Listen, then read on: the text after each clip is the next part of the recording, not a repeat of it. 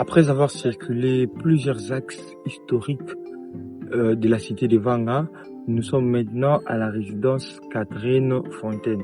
C'est une résidence de celui qui était venu comme missionnaire, Monsieur Fontaine, et aussi de sa fille qui est restée comme la présidente de sa fondation, qui fait énormément d'œuvres, qui fait énormément d'œuvres et puis qui fait énormément d'actions humanitaires dans notre pays comme ailleurs et surtout plus particulièrement dans cette cité de Vanga.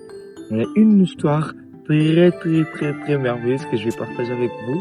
Cette fleur que vous voyez que je vais vous montrer un peu près après, on l'appelle généralement chez nous fontaine.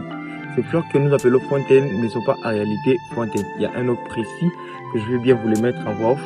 Et pourquoi elles ont été appelées fontaines? C'est parce que lorsque Monsieur Fontaine est arrivé ici à la cité de Vanga, il a trouvé ces fleurs et puis il sait comment ces arbres sont très précieux pour guérir. Il a commencé à les recommander pour des petites maladies. Lorsque quelqu'un est blessé, il l'utilise. Quand quelqu'un a de la diarrhée, il l'utilise pour des petites maladies comme ça.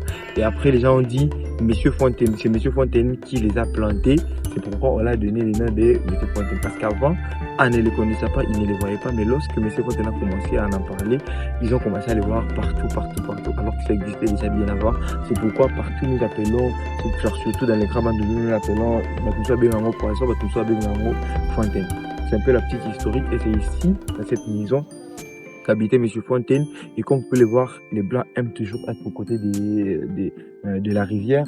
Juste là, à côté de nous, nous avons la rivière Kouili.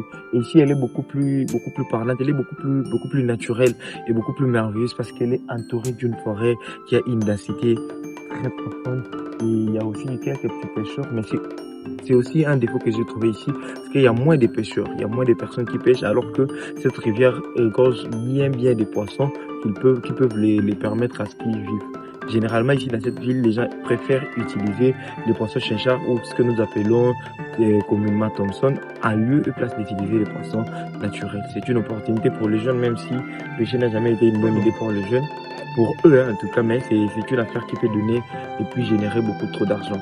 Pour les investisseurs, ici, nous avons un hôpital qui reçoit énormément de malades, mais il y a insuffisance de places pour recevoir toutes ces personnes, alors qu'il y a des personnes qui viennent pour des cadres trop spécifiques. Si vous créez un hôtel à 3, 4, 5 étoiles ici, vous aurez généralement des revenus. Et si vous créez une grande boutique, parce qu'il n'y en a pas, une très grande boutique qui vend de tous les produits de première nécessité, surtout du côté sardines, vraiment vous voyez ce que je veux dire, vous aurez beaucoup plus facilement et rapidement de l'argent.